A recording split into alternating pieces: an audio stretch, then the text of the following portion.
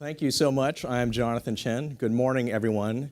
And thank you. And on behalf of the entire organizing committee, we welcome you again to today's symposium, an event that would really only be possible with the tireless efforts of many people, both in front of, many more behind the scenes as well. Organizing committee, behind the scenes staff, thank you so much for making this possible.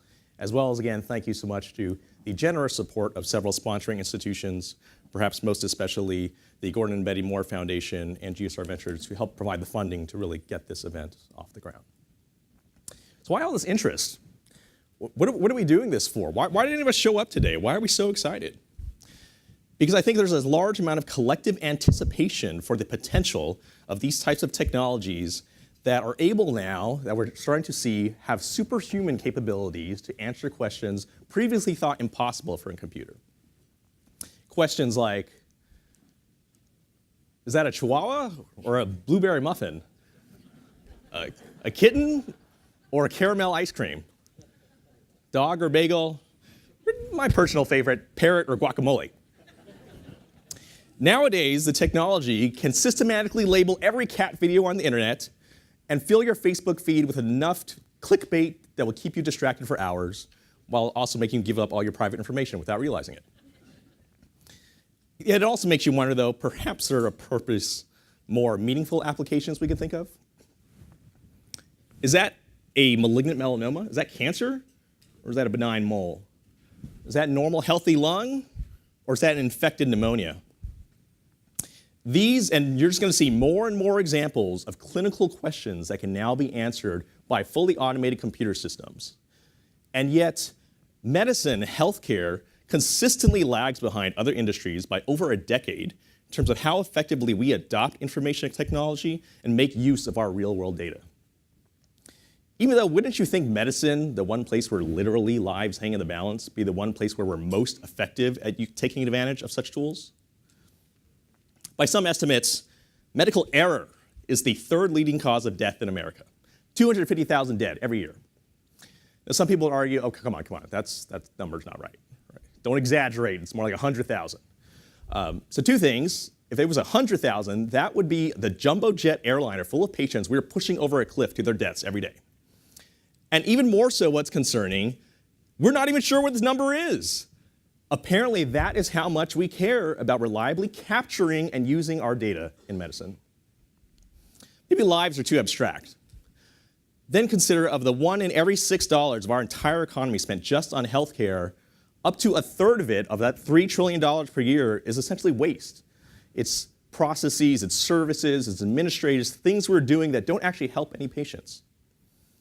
Perhaps it's no surprise then that many are interested in, are there advancing technologies? Are there intelligent systems that can help us better make use of the scarce healthcare resources we have to do more good for more people? So that's some of the why. I think that's why we're looking for something. But we need to talk a little bit about the what. So actually, John Hennessy gave a great introduction to some of the what. I'm going to break some of that down a little bit more. AI, machine learning, big data, precision health, cognitive computing. What are we talking about? All right, at this point, clearly AI is a marketing buzzword. That's what it is. When I did my PhD in computer science 10 years ago, my conception of what we were going to do for a generalized AI, I'm looking for HAL 9000, Skynet, David from Prometheus, a thinking machine that can reason through complex problems that it's never encountered before and fluidly interact with human beings. My best guess is we are nowhere close to that. Instead, usually when someone's trying to sell you AI today, what they're usually selling you is exactly supervised learning. It's machine learning tools, of which deep learning is a particular subset of those tools and techniques that's basically rebranded neural networks, been around since the 1970s, maybe in the 1960s, well established, although in recent years has been shown to be particularly effective at certain tasks like image recognition. Let's break down machine learning a little bit more. So there's many subcategories of what machine learning does and the kind of ways it can automatically organize and make sense of your data. Although again, most of the time what you're being sold is a supervised learning classifier. It's actually very narrow what usually people are calling AI these days. And that is not a general thinking machine. That is a model that answers very narrow multiple choice questions. All right, given this image, is this a picture of a cat or is this a picture of a tumor? Given this patient, are they going to have a stroke or are they not? Are they going to die within 30 days or are they not? It's a multiple choice question that they're kind of designed to answer. What distinguishes these from classical rules-based expert systems, classically you program a computer by putting in a rule. If you have fever and you have low blood pressure, I predict you will have sepsis.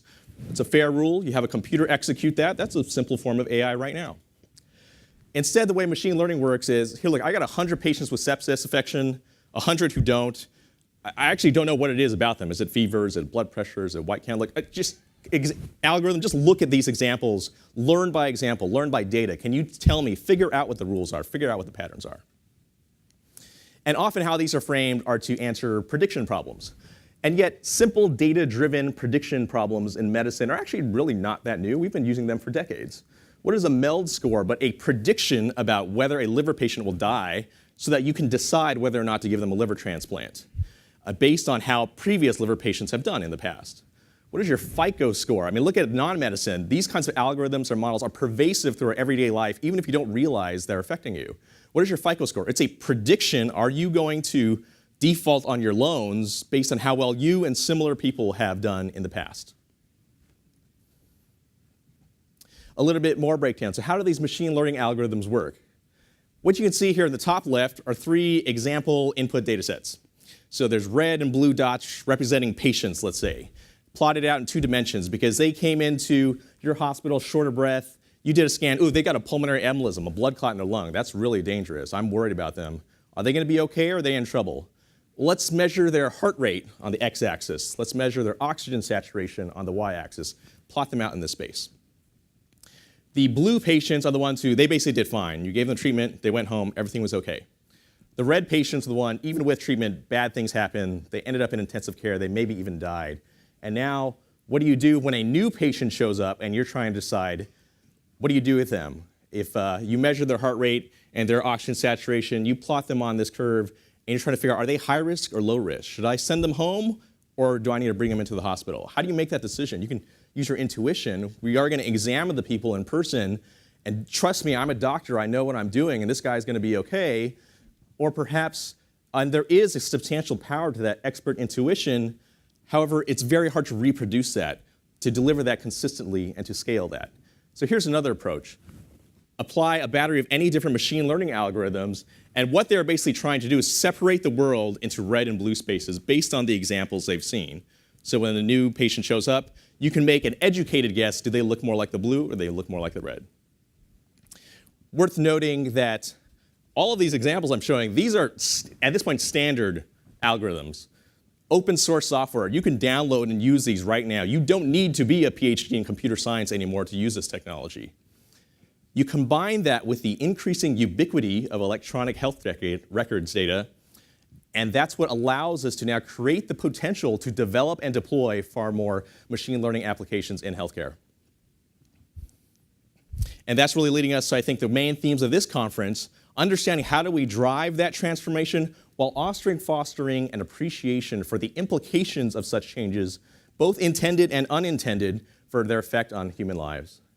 Very fortunate to have Dr. Eric Topol here, who will be providing a keynote overture to the broad themes of the entire day, some of the things that we'll be exploring through Abraham and Dean Lloyd Minor later, understanding this tension and trade-off. As information and technology advances in medicine, pretty soon you're going to be talking to the computer, not the doctor, because we spend so much effort feeding the needs of a data-hungry computer rather than perhaps the needs of the actual humans we were supposed to be taking care of.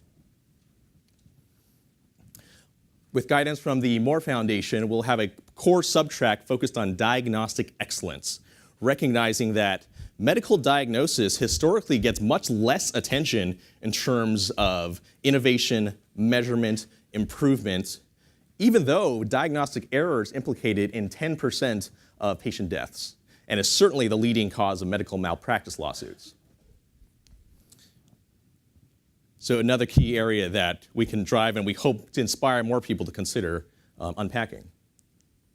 By the afternoon, we have several key technology people who are going to advise us on advances in both technology and the culture of how can you integrate and what could you integrate in terms of AI and data science processes into the culture of medicine. Closing out in the afternoon, thinking much bigger, the broader societal implications of such changes in terms of both regulatory guidance, Who's going to be responsible when things go wrong? Business applications, is there a business case? Can you actually get some of this, all these things that make sense are good to do, but in a fee-for-service world, how much can you actually get done in this healthcare system? And then also thinking much more broadly about society at large and what happens when things get more and more automated, when somebody else controls your data. I'm going to close this out here at this point. Encourage you very much to engage with social media during the course of the conference. And in particular, for our speakers who will be managing questions, this is the way we're going to manage questions. Even during the talk, just tweet your question to this hashtag, and to make things manageable, I'll be monitoring that feed, and then I'll just relay the questions to the speakers on your behalf. And in case the words tweet to this hashtag don't make any sense to you, that's okay. See if your neighbor can help. Otherwise, we got some student volunteers here. We got Jason Wang back here. I don't know if Jonathan Wang's in the audience. Just find them, relay their question, and they'll take care of it for you. With that, let me go ahead and hand it off back now to my co-chair of the symposium. If I'm representing the artificial half of the symposium, he would certainly be the human half. Go ahead and come on up. Internationally best-selling author, Abraham Verghese, faculty, founding director of the Presence Center. The preceding program is copyrighted by the Board of Trustees of the Leland Stanford Junior University. Please visit us at med.stanford.edu.